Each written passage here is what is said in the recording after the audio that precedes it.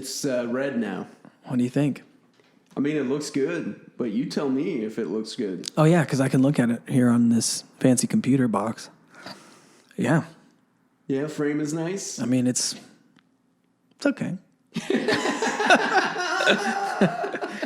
you want to turn that light on? What light? Oh, that one? Yeah. It's kind of a bummer to me, but you're welcome to turn it on. What's wrong with this light? I don't know. It makes me depressed. What? Why? I mean, if I have to explain it. I'm going to have to... I'll get a shot of this light later on and splice it into this so that people know what we're talking about. It's not a depressing light. It is to me. Okay, actually, I see it. I'm like...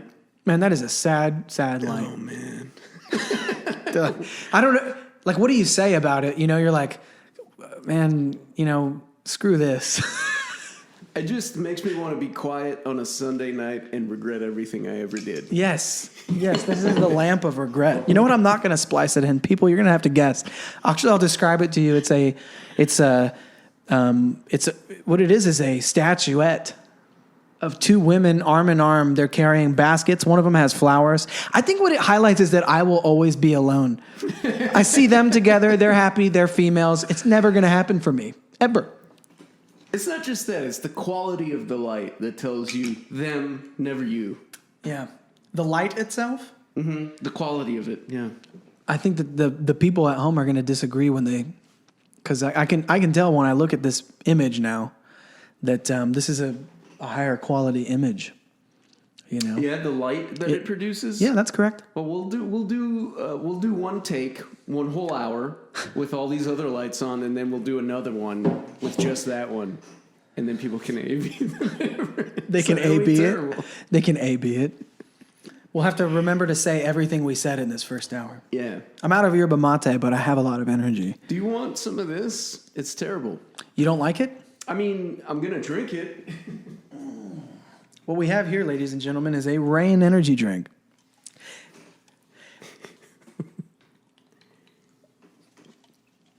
Rain spelled as in have power over other people. Which is very much in line with what got us here in the first place. God. Plus, you get your coenzyme Q10. Which does dose. What? This gives you that edge. The mental fortitude to go into battle. It's the panic-inducing element of this energy drink. Oh, okay. Yeah. I thought this is going to be in it? Yeah, oh, man. Absolutely. All right. How are you today, James? Thanks for coming over. Thank you for having me over. I'm doing good, I am in rehearsals for a musical. I know. I am working on that rock opera. I got 2 stripes on my blue belt for jiu-jitsu recently. I'm chasing down that purple. I'd signed up for my first jiu-jitsu tournament. Ooh. On September 4th. I'm going to be competing with people in my age bracket at my weight in the blue belt division. Okay. You think it's going to go well? I really want it to. And I know that sounds ridiculous, but I really... No, that sounds right. It would be terrible if you were like, I hope I lose. I don't hope I lose. I won't be devastated if I do, but I really want to win. I'd really like to. I want you to win. Thank you. I want to do jiu-jitsu. Yeah. It seems fun. It is. I like talking about wanting to do jiu-jitsu. I noticed. Tell me more. What is the quality of your desire? Cerebral and fantasy-like. Oh. Yeah. What a question, right? What's the quality of your desire?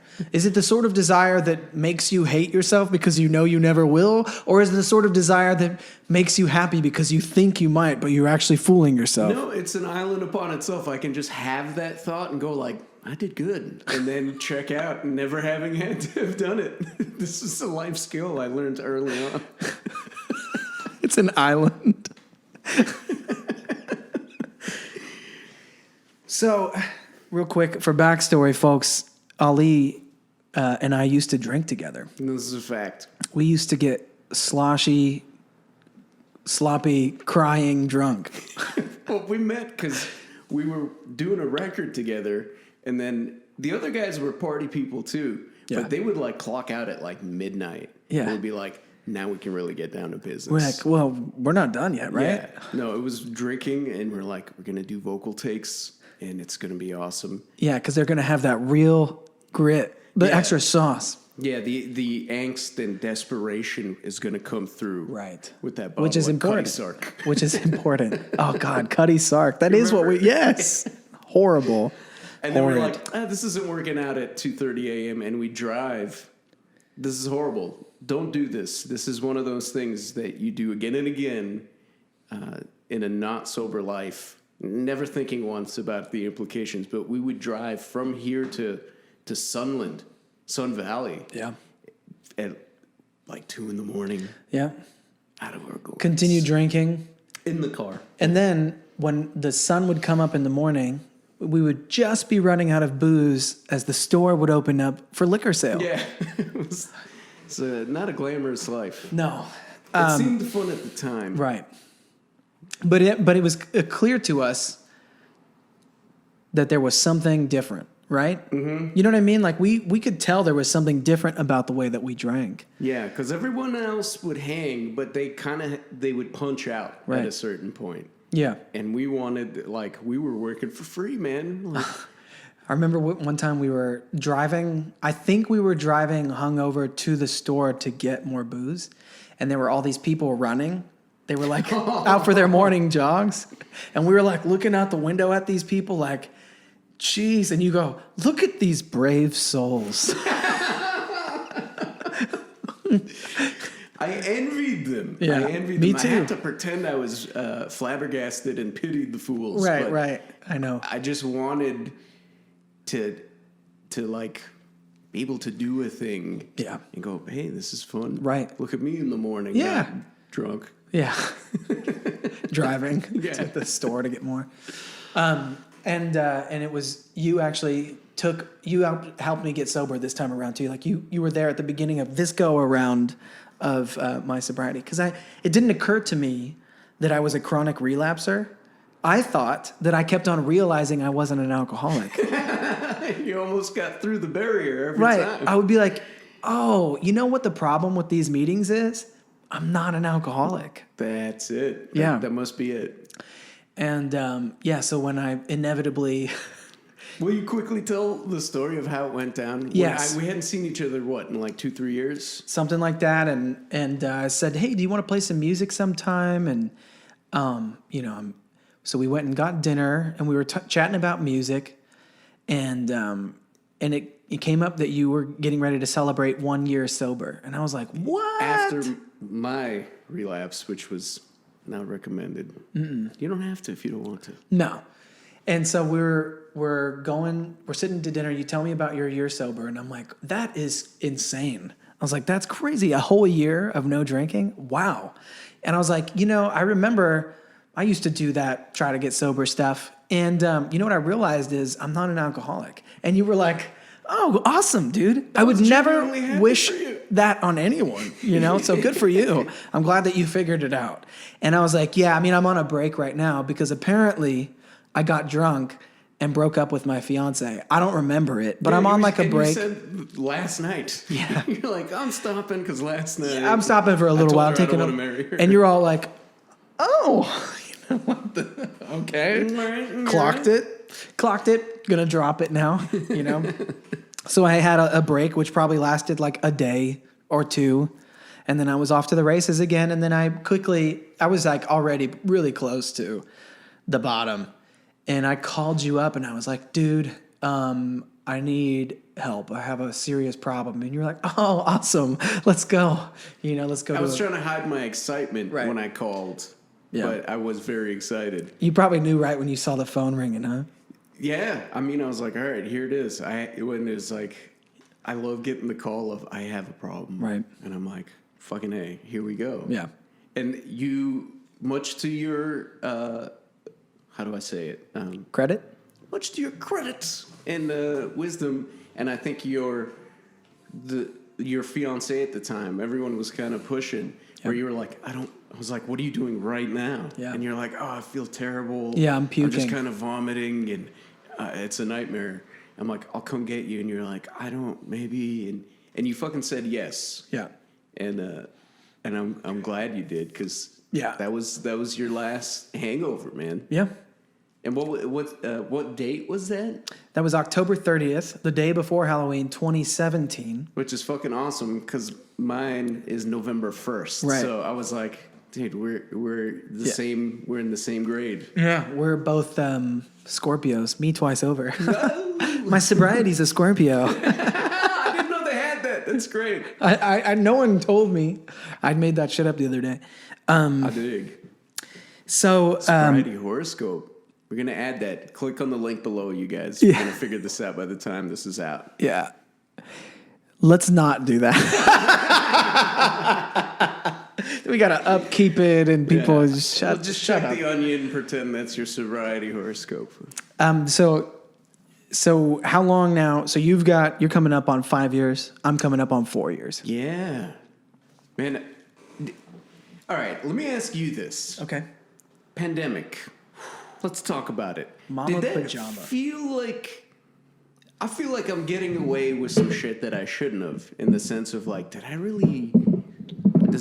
that count towards sober time and not be taxed a little bit? Like, do you get an asterisk on your year because you just kind of were inside? No, it should count as double years. It's time and a half. Yeah, it's time and a half. It's golden hour work, because it's like, I mean, we couldn't go to hang out with people that are sober in person for the longest time. Had to hang out with them on the internet, which kind of sucked a little bit. Yeah. It's not the same, man. No, and it was great every time I did it, but for some reason making myself do it was the hardest thing.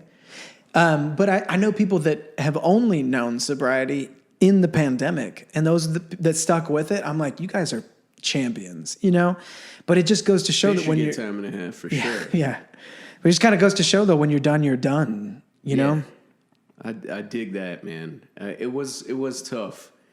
It was like this. The one saving grace was that you could do Zoom on your phone. Yeah. So I would drive around, smoke cigarettes, Yep. and be like, I'm going to a meeting. Right. And it was like my one obligation in Right. a 24-hour cycle. Yeah, you'd turn off the camera. I turned it on. I'm like, I need people to see the Yeah. horror and the despair seeping out of me. Did I show you the picture that I took of you during a... You did. I mean, it's You like... did. That was too real, man. It was classic. Oof. Yeah, that was a tough one. I've never... I doubt very many of us have been forced into isolation, incarceration, withholding. You know what's funny, too, is that like a lot of us would choose isolation for certain periods of time, but when it's forced upon us, we're like, That's the thing. excuse me. Like, I like to choose my isolation. I want birthday cake every day, but if I had to eat birthday cake, I'd be like, I'm every not day, eating it. Yeah, it would be a rebellion. It was terrible. So what are some of the things that you dealt with during the pandemic other than just isolation? Like, did you try anything? Like some people got like really good at something. I tried to be productive and did some classes over Zoom. Oh, yeah. Just to stay busy, but it was hard too. Yeah. Because the whole point of a learning environment is that you get to discover new knowledge Right. together in a group of people. It's that synergy, man. Right. That kind of third power that happens. That's the amalgam of the group. But I started working out because that was the closest to an illicit high I could get. Mm-hmm. And Yeah, you look good. You look trim. I don't shower as often. Perfect. And I'm trying Very to get French. back into that. Very European of you. Yeah, very just like lonely of me. It's more sustainable. It is more sustainable. I mean, you're a good Californian. Yeah. There's wildfires all over. Man, it was a weird thing, but I'll say this: the thing it helped with sobriety was kind of a little bit more of a focus on higher power, and I mean this in the sense that we've talked about this at length, and I want to get your input on it also. But higher power was never something that came easily to me, Yeah. even in sobriety. I think I kind of like submitted to it at first just because was easier than keeping the fight up, and something that kind of grew the garden variety spiritual experience, as it were. I never had the white light experience, and it always came through other people, and particularly in interactions. And the place that I was able to tap into service immediately was going to a meeting and looking around and seeing like who was climbing the walls inside and talking to that person. And that became very hard to do during the pandemic, during the Zoom era. Yeah. I mean, like I did online H&I and I'd gotten into it beforehand, but once again, it's not the same. Right. But it made me a lot closer to people who I do go to meetings with, because I don't know what it is, the psychological effect of like they're in my home and I'm in theirs. So it just opened me up, and a lot of the social construct of one's behavior with other people, a lot of those rules have melted away in a good way, where I feel a lot more open and a lot more appreciative of connection with people. But back to your higher power thing. Like you said your higher power was hard for you to come by. You found it in interaction with others, and that was hard to do during the pandemic. It was. So how did it get? Did you say it got stronger during the pandemic in a certain sense? At least my connection to it, or realization how higher power influences my life, became clear, because I was deprived of the frequency of interaction I would have with others. So at first I was like, shit, man, I got a weak connection to HP. I must be doing it wrong. They're like, I'm cutting corners, or I'm leaning too much on one side. And I was talking to my sponsor, Anthony, shout out to Anthony R. He's like, it just sounds like that's become clearer what it is. I think it's just affirmed the way that you tap into it more. Is it's, I mean, shit, you tell me if this has been your experience. Like, if it was just me, prayer, and a book trying to get sober, I'd be drunk in a week and like hanging from the barn rafters by the end of the month. So it's always been that way for me. And I have to, like, interaction with other people, and particularly the shorthand that, you know, addicts have with one another who are in recovery. That's the thing that kind of fueled that. And at least I know if we go through something like this again and we are locked up, that it's not an unknown end. It's just like, all right, this may be how it is for a minute, but HP is going to be there. HP got to cover on his turf anyway. Right. Who knows? I don't know. Yeah, I've been a spiritual tourist for many years now, you know, to a certain degree. Even when I wasn't doing AA stuff, I was still looking, you know, I was searching, and I'd go to sometimes I'd go to church. Every once in a great while, it would just like kind of like, I'd be like, I feel like going to church today. And then like whoever I was with, sometimes, you know, inevitably would be like, what? You want to go to church? You want to go to church. Right. And I'd go. And then for a little while, after I got sober, I was going to Self-Realization Fellowship and listening to the teachings of Paramahansa Yogananda. You told me about it. We went. You hit me to some of that. You know, and one of the things that I really like about some of those like enlightened teachers of, you know, the search for and realization of God is that to them, it seems like some of these guys are in a constant relationship to God at all times, no matter what they're doing. They're relating to another person, and in that, they are relating to their higher power. They are alone in contemplation, and in that, they are relating to their higher power. You know, they're walking through a garden, they're looking at the sunset. It's all from nonstop, from start to finish of the day, a process of courtship of this great love, the greatest love in their life. And I'm like, man, that sounds really, really rad, you know? It does. It sounds amazing. And I'm like we were talking about jujitsu. It's one of those memories that I like to have, like a fantasy, and it kind of boosts me. But when I think about God or HP, whatever the fuck, and people who do it like that, it makes me feel like I'm doing it wrong, or I must be faking it, or I'm just not. I'm not in the pocket. Right. Well, that's not true though, right? Because it's not true. Because One of the things that I had this friend when I was working at this restaurant in Hollywood, and we would smoke, and on our smoke break, we would talk about God. And like we were in a very, felt like godless place. This restaurant was rough. You know what I mean? It was just like, it was the worst in so many ways. And it was just an awful place of stress and anxiety and, just desperation. It really was like all like the clientele, the coworkers, the owners, like it all just felt icky. And we would go outside and we'd be on our smoke break and we'd be talking about God. And I remember he called me out on some of my like more shallow like thoughts and that I would share with him. He'd be like, "See, James, this is your ego talking, you know?" And he was a bit older, a little bit further down the path. He'd been seeking for longer, you know? And I totally believed that he had the right to call me out. But I remember him once saying like, I'd be like, "Well, what about people that like believe other stuff? You know, what about them? Are they going to go to hell or whatever?" And he's like, "No, God has sheep in many flocks, and all rivers lead to the ocean."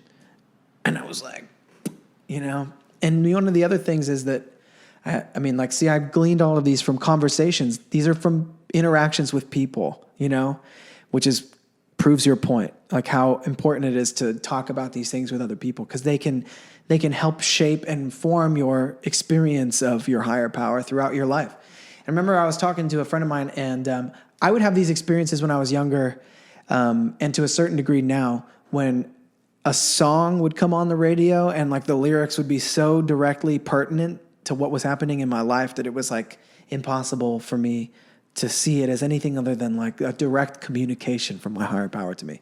And I was telling my friend that, and they were like, "Of course, because that's the language you speak, and the higher power talks to every person in a language that they understand, And so if my language that I relate to the world with is music and I have my ears open for it, that's probably what I'm going to hear, Or if I'm like out and about talking to people and that's like what I love, if I just love people, I'm probably going to hear what I need to hear from a person. You know what I mean? Yeah, indeed, man. I think I would like to think that I would grow and change and ponder, but that's fucking bullshit, man. I think the thing that has forced me to reconsider anything ever has been provocation from without.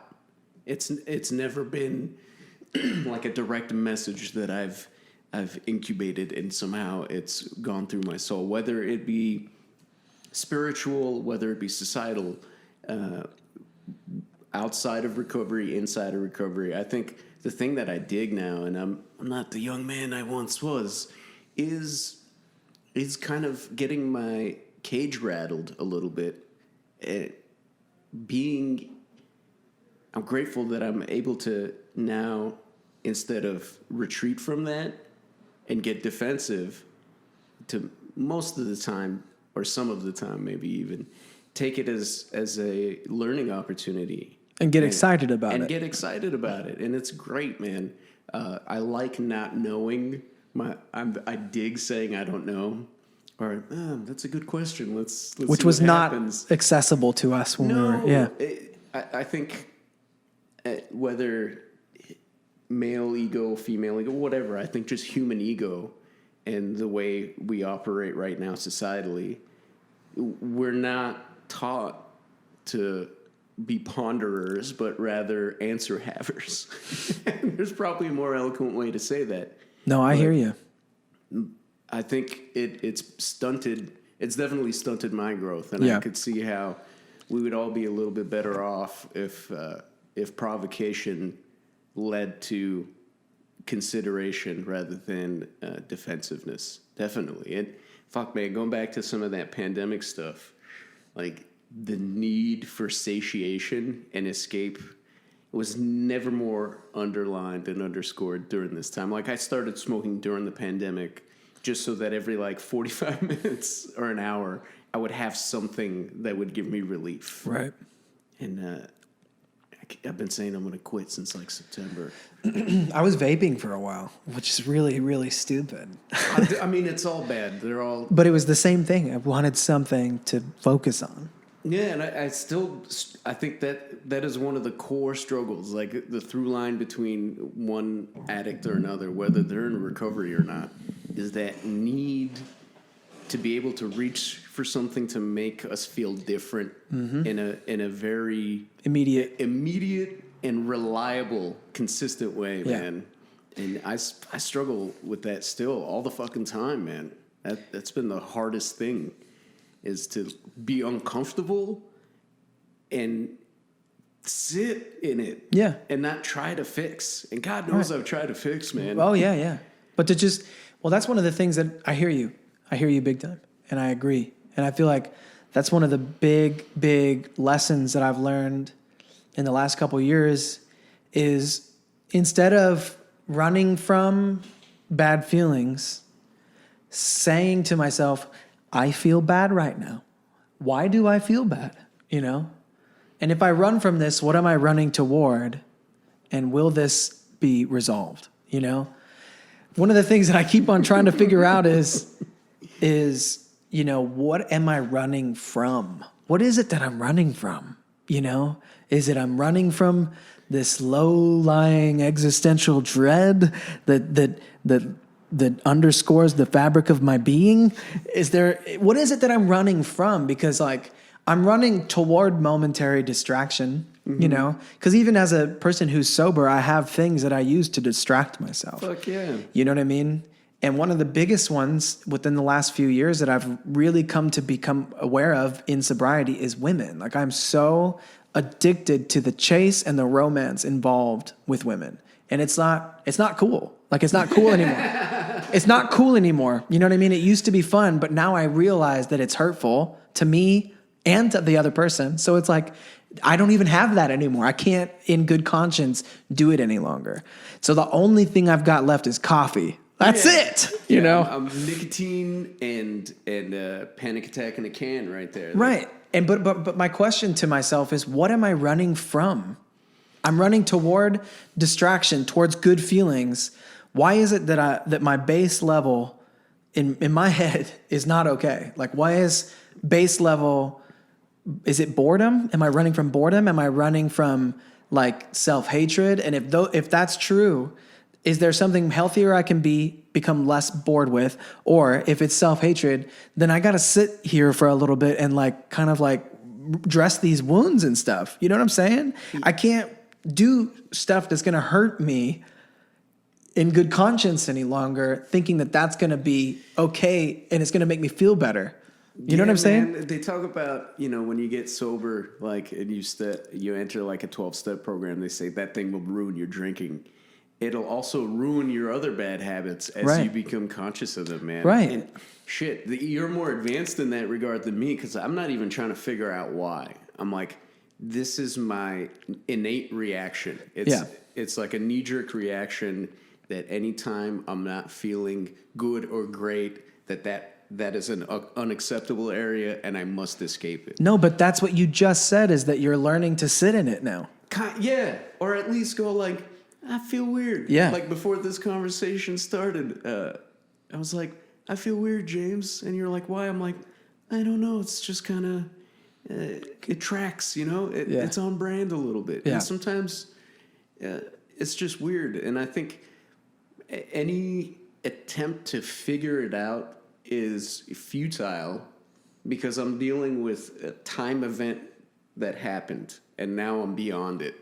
And there's going to be the next weird feeling. Yeah. And that weird feeling answer is not going to be the same answer as that weird feeling answer. Mm-hmm.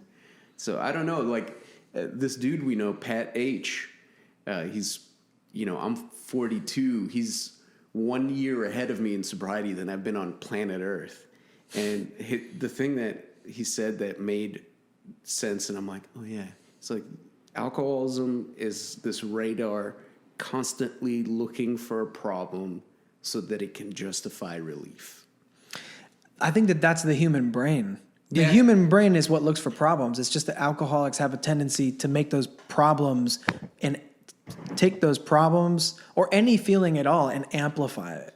Yeah, you know, like, I think you're totally right. I don't want to make too big a distinction between addicts and non-addicts in that regard, but I think what the bad thing that happens is that our solutions lead to death oftentimes, man. Yeah. I mean, like, fuck, how many people did we know that are no longer here just from the pandemic, you know, because for one reason or another, they started feeling bad enough where fucking, you know, snorting heroin or picking up the bottle was okay again, and they're not here. You know, it's that I don't know. So sometimes maybe this is a bad justification for like drinking too much caffeine or saying I'm gonna like fuck it, I'll have a cigarette, I'll quit next month. I promised my mom this time. Like that's not as bad as where we could go with some of it. Daily practice, man. I mean, it isn't as bad though. It isn't. So. It isn't for sure. Yeah. Not to say those are not consequential, but I also want to make sure that I don't use that as an excuse. And I was talking to a dude at the beginning of the lockdown, like a couple of months in, and it occurred to me, I was like, shit, this might be a good excuse, like a good place to hang my hat, to have a reason to be justified in feeling bad. So I was like going through some rough relationship stuff on a thing that ended, isolation, all that, and I was like, fuck, man, I've managed to be miserable with someone in a relationship. I've managed to be miserable with a rich social life, with work, whatever. So I'm trying to be more cognizant of not taking the bait. Yeah. On excuses or like a good place I can sneak in my bad feelings. Yes, where I totally hear you. I hear you, because it's like as you get more sober time, you get more aware of the processes of your brain, of your pathology. You know what I mean? Because like you meditate a little bit here and there, which is more than you did in the past, right? You know what I mean? Yeah. So then you start like watching your mind with a little bit more accuracy, and then thoughts that used to be subconscious processes you're aware of them more, and you go, I just thought that. You know what I mean? Like the other day, I have this list of things I've done wrong in my life. Ooh. That I like dredge up and look at. Yeah. You know, and I go, but you did this. You did this. Yeah. Here. I was in the shower 2 days ago. What do bad thoughts happen in the shower? That's the last place bad thoughts. It's the nicest place on planet Earth. I'm getting clean. It's warm, you know. And out comes the town crier with the list. Yeah. Hear ye, hear ye. Here is a list of people you have harmed, you know. And I'm making light of it, but it's torturous. And I'll read myself this list in my brain, right? But I was in the shower, and I've been, you know, there's like 3 of them in particular that are just like, they're like the big ones that homeboy in the back row likes to shout about, this heckler that lives in my head. And he starts dredging them up and shouting about them. And I'm just looking down in the shower, you know, like I think I have a hand against the wall. And I go, and then suddenly I see that it's happening. I suddenly become aware that it's happening, and I go, hey, thank you, but that's not necessary. You know, like there was another person that came into the conversation, like the nice one, and was like, hey, thank you. We already feel bad about this. We've already tried to make amends. Like I've already tried to turn the corner and be a better person. I don't have to relive this right now in the shower. You know, good morning. Became that person, that voice. I know it sounds like I'm schizophrenic. No, dude, but this totally get it. Nice person voice was like, hey, good morning. How about that? How about good morning? How about let's think about some stuff we're grateful for today? For real, and man, I did. I like that schizophrenic thing because I started thinking about it as different people, and it became easier to manage. And like, don't get me wrong, man, I've gotten jumped over in my living room by the different person. I was like, shit, man, you guys were supposed to have my back, and I just got jumped in the hallway. Right. but it makes it easier because then you can be like, okay, well, you're on one today, I suppose. Here we go. Right. Yeah. Here comes that young man that always throws fits. I guess we'll just observe him until he gets tired of screaming. Yeah, you know. offer him some tea afterwards. Oh shit! How long has this not been recording? Oh, that's terrible. That's bad news. Oh, is it? Yeah. Well, it's okay. We can do like you can do computer magic wizard stuff. Yeah, let's hope so. What if it was like the whole time up until now? There was some good stuff in there. I wonder how long that's been. But we're getting audio, yeah? Yeah. Okay, well, that's fine. Yeah. Yeah, just put a picture of me in a cowboy hat. Yeah. I like that. Like Zoom background. Yeah, that kind of changes and moves, bounces in the corners. Yeah, the Ken Burns effect. Get some of that going. It's gonna be great, man. I like that. It's been a weird 40 some years. Yeah. Wait, right before we go on, I wanted to say this, but I was so psyched about what you were talking about, I totally forgot. You're talking about that undertow of anxiety, man. I read that Russell Brand book, the recovery book. Me too. That he put out. And I think it was in the first paragraph of that. And it's an obvious thing, but to have someone explicitly state it, it just made it clear. It's like, we all have the knowledge that one day we're going to die. Right. And then somehow we have to have a conscious mind where we reconcile that every day and not have it ruin our lives. In mental breakdown every day. Yeah, not have it in the forefront of our mind. Yeah, at all given times. Right. No morbid reflection, which is fucking hard. Yeah. Which is hard. Yeah. That's the scariest thing to me. I'm like, shit, I'm going to die, and I have fucked up, and I didn't do whatever you're supposed to do, which is, I guess, just live one more day, exist one more day, and you won. Yeah, I mean, be here now, right? Be nice to people. I try to be, yeah. I mean, I've but gotten way nicer since AA. And be helpful, right? Like that, there's nothing... I remember you actually early on in my sobriety saying at a meeting that when you are of service to people, there is a correctness that washes over you. And I think that because I've experienced it, that is the most accurate way to describe what the feeling of being of service and being right in the world is. It's a correctness. I feel correct. Yeah. I'm like, shit, all I had to do was just be helpful to other people and not get caught up in my own bullshit mentally.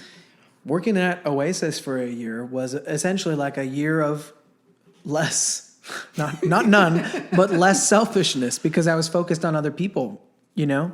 Yeah. Man. I was genuinely trying to be helpful, to inspire people, you know?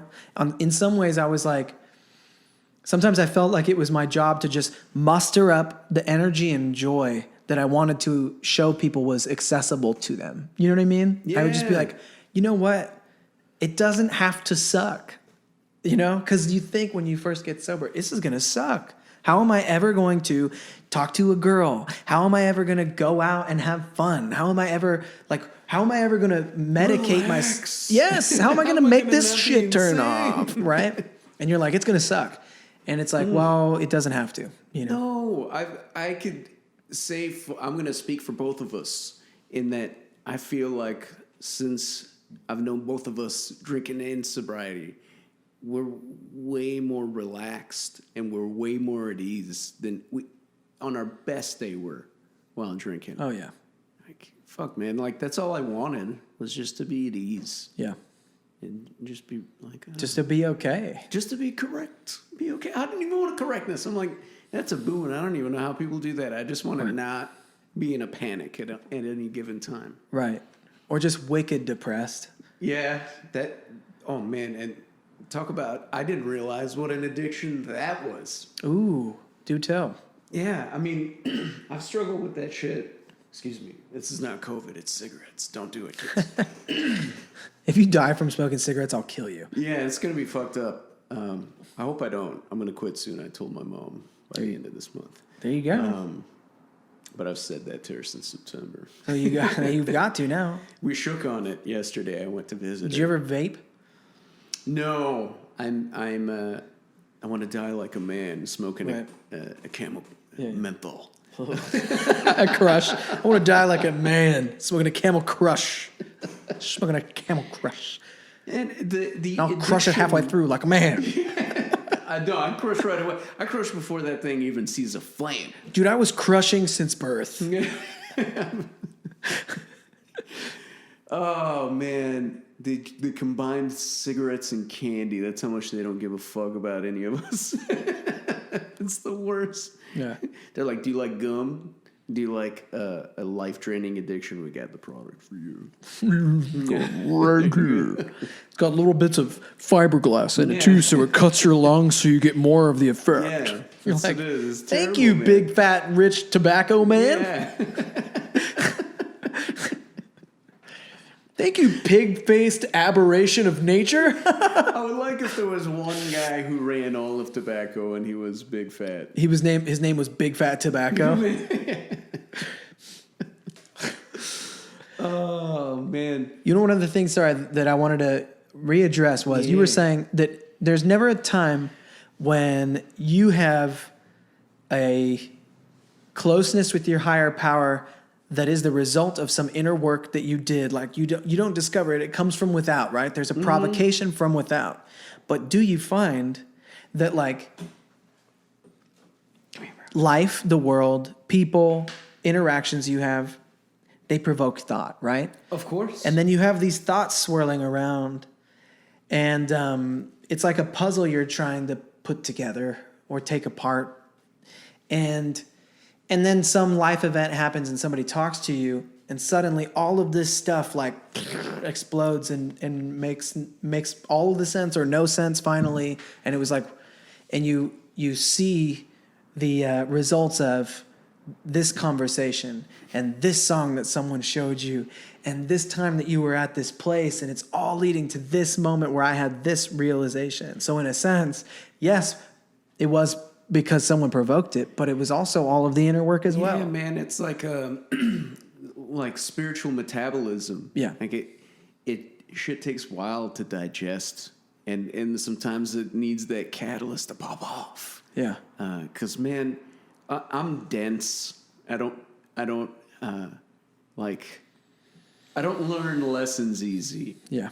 I learn them very hard. Yeah, and me too. sometimes they got to be crammed in time and broccoli, time and time again. And I like that, man. I think that's also, it's the spiritual watering of the soil that those seeds can grow in. As if it just, if I went ahead with the same kind of self-centeredness, and I don't mean like self-centered and I'm so great, but just constantly thinking about what I need to feel better, I'm not going to hear any of that other stuff. And I'm not going to be able to be open to that provocation of thought or just an impact that it might have on someone else. And that service shit, man, where you're talking about feeling correct. Another thing that I think has harmed us massively societally is that it's a zero-sum game. Like, if I get something, it means someone else didn't. Or if they got something, I'm deprived of it. And I think sobriety has been the greatest example where you give and someone else gives and everybody gains. Like, I think that's why service is so touted in whether you're doing 12 steps, whether you're doing another program, whether you're doing it on your own. Like, anytime you help other people, everybody wins. I mean, like what? The Alcoholics Anonymous book came out in the mid-30s, and like religious texts thousands of years ago, and their main thing was like, be cool and help other people. That same tenet has rung true since like we crawled out of a cave. Treat other people how you want to be treated. Yeah, there's a reason, like historical figures that we revere are those that gave of themselves. There's a reason like people like the Dalai Lama, or they talk about Gandhi or Martin Luther King in a way, and someone like Genghis Khan in another. It's a global thing, and those people are not just revered in their place of origin. It's like a virtue that is known inside of every human that we open up to when someone steps above and beyond like that. It's like a primal respect that we have. Yeah. It like cuts through, like that image of the guy telling the other dude, the race isn't over, go. Like there's the finish line, don't stop running. And the guy pushing him from behind, and then this guy wins, and everyone's like, why didn't you fucking, run? You would have won. And he would have been like, there would have been no merit in it. He was the better runner. Yeah, he was there. Yeah. The Olympics just ended, and the dopest shit was when they got the same exact, what was it? Is it in archery? I can't remember. Yeah. They got the same score. Yeah. And they were like, well, we can have a shoot-off and see who wins. They're like, dude, fuck it. Let's both get gold. Yeah. Like, that's... What, there's a way we can both have gold right now? Yeah, why would you not want to do that? And then they hugged each other? Yeah. Yeah. Why would you not want that? Yeah. Has that ever happened even, Yeah. So they're like, well, you guys can both have silver medals. Even then, you're like, oh, we did good. So I think that's actually like a perfect place to leave off. We've been recording for 45 minutes, which is great. Oh, really? It's good. It is good. But, I just wanted to say thank you, man. Thank you for being my friend. I love you very much, too. Yeah. I'm glad. I hope we should be so lucky to grow old together. Yeah. That would be really... I think you'll have to quit smoking. Yeah. I'm gonna. You told your mom. I told my mom. By the end of August, so I got like 3 weeks left. So just so you guys know, his dog's name is Broccoli. It's not something that he says when she hurts herself. Oh, Broccoli! It's not like a young father's curse word around his children. Oh, Broccoli! Which would be a great curse word for a child. That her tail just wags a little bit here off camera. It's like, yes. All right, bud. I love you. Thank you. I love you too, man.